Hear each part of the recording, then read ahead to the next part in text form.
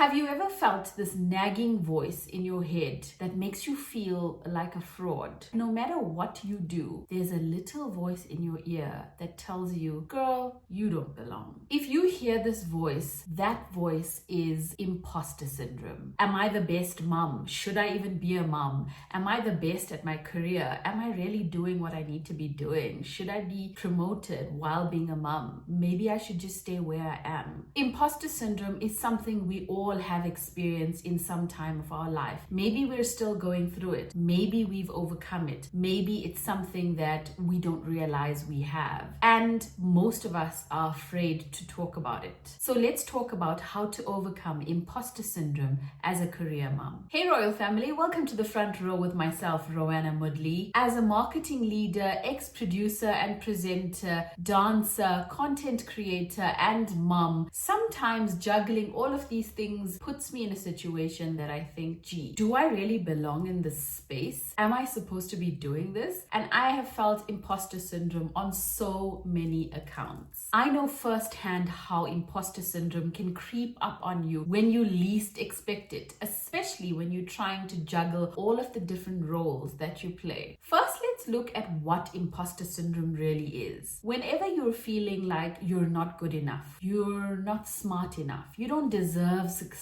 What? Is this happening to me? No, I don't deserve it. A simple thing like, hey girl, you're looking really good today. And you're like, really?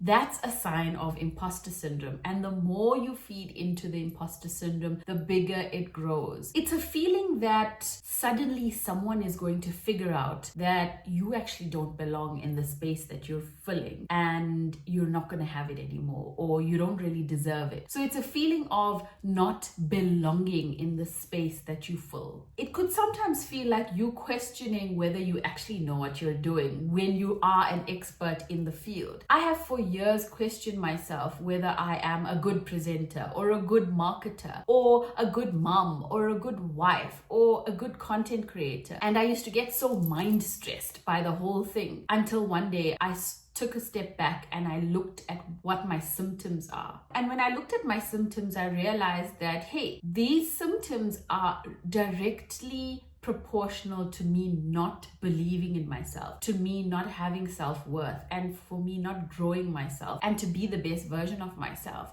So I needed to change that thought process. And before I did that, I first had to get down to knowing and understanding what my symptoms were. The first symptom is downplaying achievements. For example, if you got first place and someone comes up to you and says, hey, congratulations, you did really, really well. And you play it down by saying, it was nothing, or I just got lucky this one time. The other symptom is you always having a fear that you're not that great, and you work in this rhythm of fear. What if they find out that I'm actually not that good at what I do at work? What if they find out that I'm not a good mom? That feeling of fear within yourself, always doubting yourself, is imposter syndrome. There's so many people that are like this. I have met people who may not downplay a congratulations. They're able to say, oh, thank you. But they do something else that shows that they are fearful of someone finding out that they're not that good, or they don't have the confidence in their abilities. Having one of these symptoms means that you have imposter syndrome. Another symptom is overworking to show your worth. So it's an extension of being fearful of someone finding out that you don't know what you're talking about or you don't know what you're doing. It's an extension of that, someone who's overworking, who's always finding a need to prove themselves, to prove their worth. Look at me, showing up all the time, always being available, never having me time, never taking the time to say no, pushing so hard for people to perceive you in a certain way. And the last symptom is feeling like you just don't deserve everything that you have. And because you don't deserve the things that you have, you overcompensate for it because you don't have a feeling of, I did this, I belong here, I am worthy, and I'm okay with it. An interesting fact is that 75% of high achieving working moms have experienced imposter syndrome at some point in their career. So if you're a career mom, imposter syndrome is more prominent with you because you're juggling so many things, and sometimes you feel, gee, I don't know if I'm supposed to be doing this, or I don't know if I deserve all these things that I'm doing. Sometimes imposter syndrome can kick in when you become a mom because you're now having to leave work maybe early to fetch your kids. So always having those excuses to people who may not have kids can make you feel like, okay, I don't know whether I should be doing what I'm doing. And if you get an accolade at work and you're a new mom, then you start struggling with the idea of how are they rewarding me and I haven't actually put in the hours maybe. So you overcompensate for it, or you exaggerate, or you play down the accolade because you don't feel like you belong. That has happened so many times. It's crazy when I have conversations with moms, especially. They feel so awkward to be like, you know what, I actually have to go and run and pick my child up. And there are comments from people who don't have kids where they'll be like, oh, is it school run?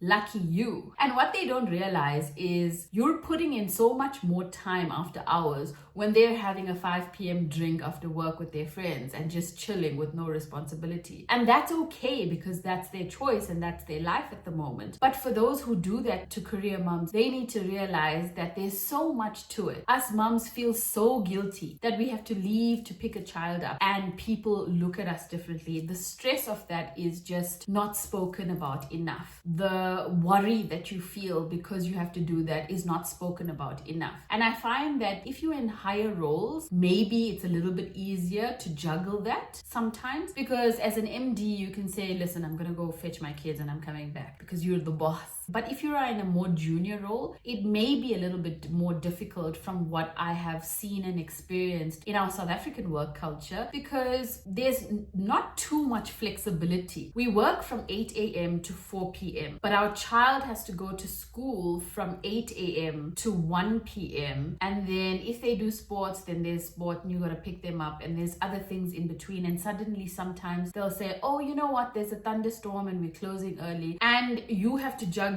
your day around that. And it's not necessarily friendly to a full-time working mom. And the stress of that is insane. And I find that people who don't have too many privileges in the workspace is the majority of what our country experiences in South Africa, especially. I would love to know what the experiences are in other countries. And if you don't have that flexibility or the understanding from the business that you work with, it can become really, really hard. And that's why imposter syndrome becomes such a big thing, because when you do get an achievement at work and you are a career mom, you feel like, oh, okay, gee, maybe someone else should get this award, like, you know. And that's why I want to talk about it more, because imposter syndrome is something that we need to scream and shout about so we can get past it and we can appreciate what we bring to the table. We're expected to be super moms. We're expected to excel in our careers, excel in our personal life, in our friend life, in our wellness life, in everything. And then we're called super moms. Why can't we just be super moms for just being a person that is a mom that works, a career mom? And it is a struggle to juggle everything. It is a struggle to have perfection in everything. It's not easy to keep everything together and to also be sane and to also be well in your mind, body, and soul, and to also be always happy and strong and have energy to do 1,000 things all at once and produce amazing work. It's hard. The juggle is insane. And if you are a career mom that is juggling all of this and you don't have the assistance and you don't have any help and you're doing this stuff all by yourself, firstly, kudos to you. And secondly, you are not alone. We are doing this together and we are going to get through this together, and we are not going to move with life with imposter syndrome. We need to stop, because we deserve to be here and we deserve to have a voice. And also, like, having a baby is part of life. Can everyone just get with the program? We populate the world. We prevent humanity from becoming extinct. Can there be more credibility to being a mom and a parent? Can there be more favor to being a mom and a parent? Like, that is a damn important job. Like, can everybody just get with it and give reverence and respect and honor to the women that do this? And I'm not shooting down the women that have chosen not to be parents or the women that are not parents yet. You women are absolutely amazing as well, and you're doing wonderful things in the world. And there's so many other things that you're contributing, and you're also probably experiencing imposter syndrome in different aspects. And that's why it's so important to have compassionate women in leadership. Not selfish women, not prejudiced women, just open-minded, compassionate, kind, bloody awesome women in leadership. Because the more women in leadership who are kind and compassionate and understanding and empathetic, they use those qualities in how they run their businesses and their teams. And then it starts looking better and it starts becoming healthy. And you can have a work-life balance this way. So it starts with choosing the right people in leadership as well. So let's quickly look at the root cause. Like I mentioned earlier, when you're a career mom, you feel guilty about a few things. When you have to leave work early for something related to your child, you feel guilty because you're not at the office. You feel judged because you're not at the office. When you have to work late and not be with your family, you feel guilty because you're not spending time with your family. There's been numerous times where I had to work super late and my child fell off to sleep and I didn't get to say goodnight or have cuddle time. And that makes me feel completely guilty. If you take a break for self-care, maybe it's 1 or 2 hours, sometimes it's 4 hours or 5 hours if you're going to a salon, you feel guilty because you're taking all of this time away for yourself. And the reason we feel this way is because we live in a world that makes us feel like we're not doing enough. It's a default feeling. It makes us feel like if you're doing these things, then you're not being productive. Or if you're missing out on this, then you're not being productive. How many movies have you watched where if the character is very focused on their career, then their child hates them? And then there's this emotional turmoil in the movie, and then they don't have a good relationship with their parents. And so every time I see scenes like that, I am just flabbergasted, because why is that picture painted like that? Why couldn't it be, you know what? These parents are super parents because they're focusing on their career so they can give you a good life, and you understand that, and it's a better story that way. The narrative changes. But because movies that portray hardworking parents to often have no relationship with their children, this narrative is being populated to everyone, and that's what is being believed. Even when I was younger, if my mom was at work, sometimes I would feel like she's not spending time with us. But over time, you realize that this woman was working in retail. She's still working in retail, and she's putting in long hours so that she could give us a good life, that she could put food on the table for us and we could have a livelihood. But if she didn't do what she did, we would not have the life that we had. So my mom is a super mom for doing that. But did she feel imposter syndrome? Of course she did. I think she still feels imposter syndrome now, because now she's still working in retail. She's a grandmom and she can't really spend time with her grandkids because she's at work. So the imposter syndrome for her, as an example, has lasted years.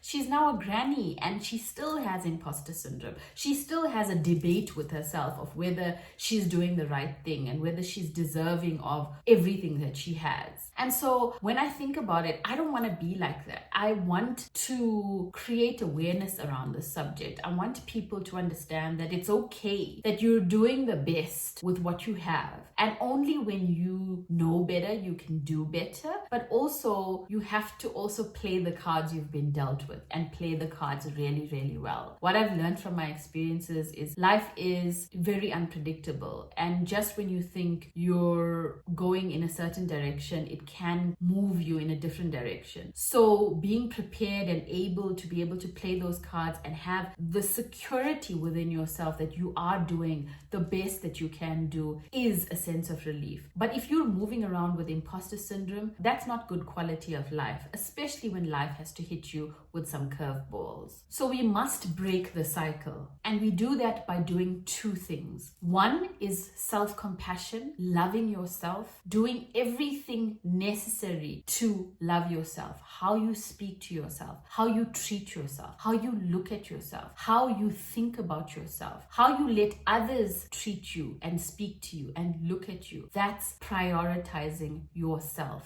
And once you do that, you will see a change and a shift in your thinking, because one, it's going to build confidence, and it's going to let you eliminate that imposter syndrome that resides within you. The second is self-care. Prioritizing self-care is a must. How do you take care of yourself? Is your hair done? Is your nails done? Is your face done?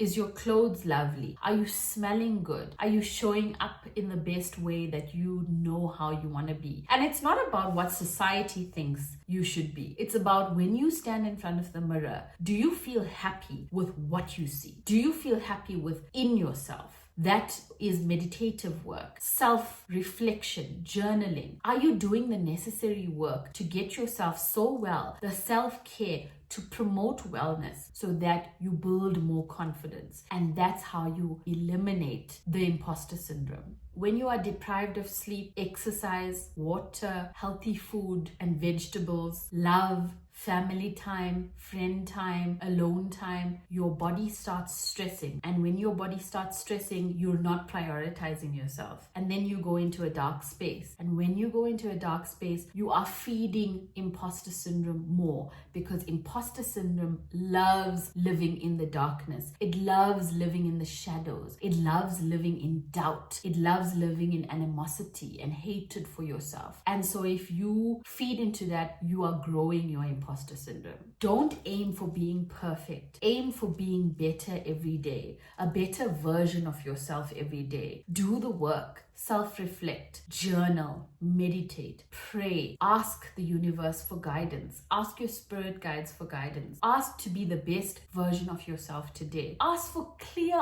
answers if you are confused. Ask for confidence, ask for safety, and you will see the light at the end of the tunnel. And the more you practice this self-care and self-love, you will start believing in it. Affirmations are also another way to ignite this within you. And the more you do this repetitively, constantly, over a period of time, your vision of yourself will get better, and you will start resonating with the things that you're doing, and you'll start appreciating what you're doing, and then you'll start feeling proud of the things that you're doing. Instead of saying, I need to be the best at X, Y, and Z, just say, I need to do this to the best of my ability. And if the best of my ability is 5 hours of work on this project instead of 9, and you are honest with yourself, that's okay, because you've given it your best. You've put in your best of 5 hours, and that's all you could produce. But if you're doing 12 hours and it's scattered and it's dark thoughts and it's stressed and you're yelling at people and you're toxic and you're not really focused, the 12 hours goes to waste, right? So focus your energy on concentrated time that is the best of yourself.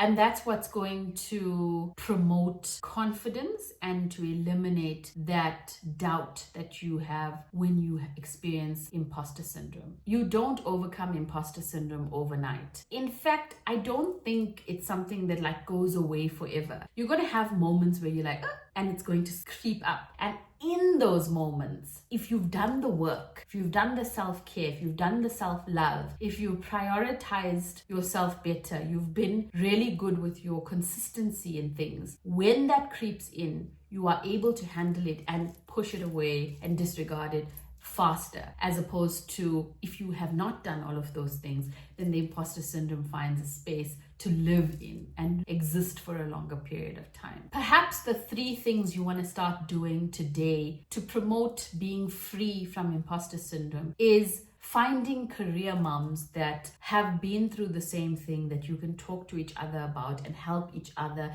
alleviate yourselves from this. Ask questions. There's psychologists on social media that offer free advice. Talk to your friends about it. Talk to your family members about how you're feeling. Speaking about it and being vocal about how you're feeling and what you're going through is important, because when you bottle it up, it's not healthy. And celebrate yourself. Celebrate every little thing. Celebrate how beautiful you showed up today. Celebrate how lovely you spoke today. Celebrate how hard you worked today. Celebrate how efficient you were as a mom. Celebrate how loving you were as a wife and understanding you were as a person. Celebrate it every day, because this is who you are showing up as every day. and you deserve to be celebrated. Remember, you are not here by accident. You deserve to be a mom. You deserve to be a career mom and grow your career and still be a great mom. You deserve the success in your life. You are worthy. You've done what you needed to do and you've done it great. Let's build more confidence. Let's grow our self-love